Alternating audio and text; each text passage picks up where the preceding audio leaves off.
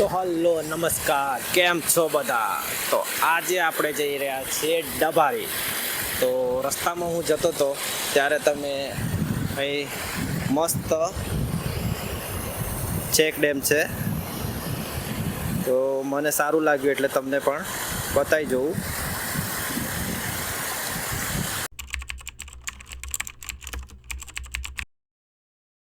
પાછળથી આપણે જે રસ્તો જાય છે ત્યાંથી જવાનું છે સીધો. હવે લગભગ 10-15 મિનિટનો રસ્તો છે, પછી આપણે ડભારી બીચ તમને બતાવીએ. અને અત્યારે ત્યાં આજુબાજુનું ગ્રીનરી તમે જોઈ શકો છો, મસ્ત વાતાવરણ છે અહીંયા. જો ડભારી રસ્તામાં આવે તો અચૂક પડે અહીંયા સેલ્ફી પોઈન્ટ જેવું છે, ફોટા બોટા પાડી શકો તમે. થોડોક હું સિનેમેટિક લઈ લઉં, તમે એન્જોય કરો.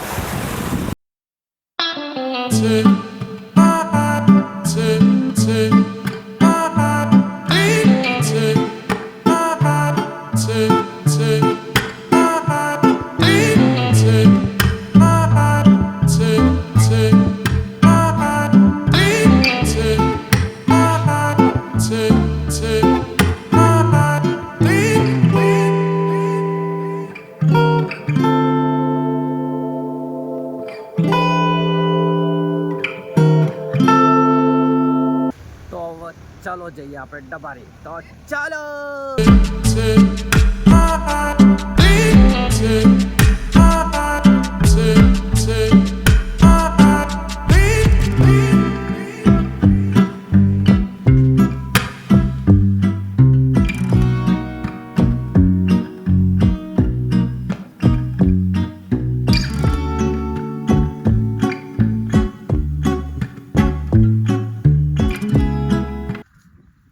તો મિત્રો, આ છે હેવન રોડ, જે આપણે કચ્છમાં છે ને રોડ, એના જેવું આ દેખાય છે.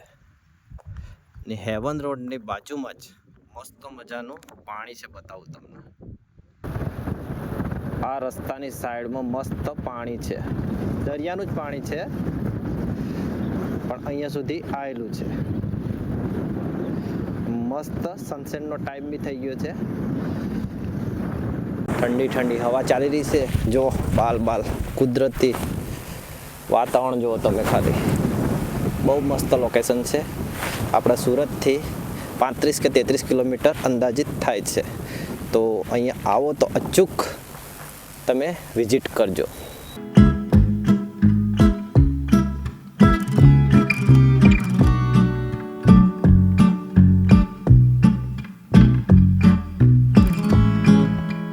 તો ફાઇનલી આપણે આવી ગયા ડભારી.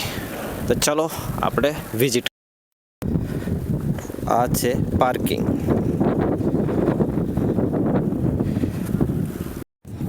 તો આ છે આપણે નાની નાની રાઈડ કરવા માટે બાઇક છે.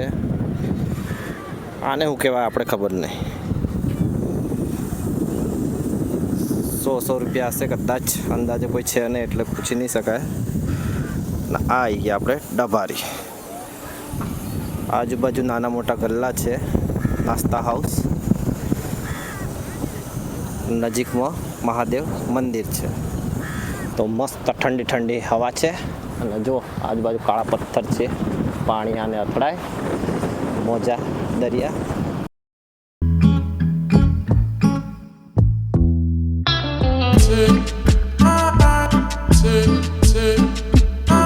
આ બીચ પર આવવાનું તમારું કારણ એ છે કે અહીંયા પબ્લિક બહુ જ ઓછી જોવા મળે છે, એટલે મજા આવે, શાંતિનો અનુભવ કરી શકો છો. આજે છે શુક્રવાર એટલે પબ્લિક ઓછી છે.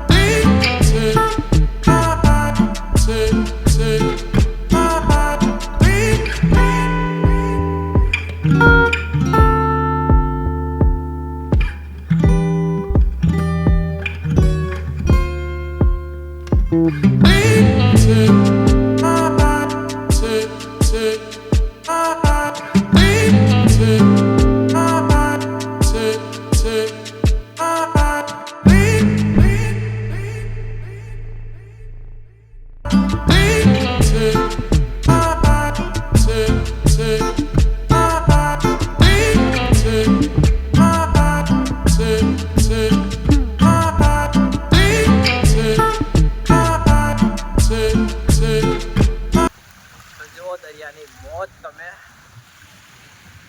બાજુમાં વેડિંગ પ્લાન ચાલુ રહ્યો છે અને આપણે દરિયાની મોજ કરી રહ્યા છીએ. સનસેટનો ટાઈમ થઈ ગયો છે મસ્ત મજાનો.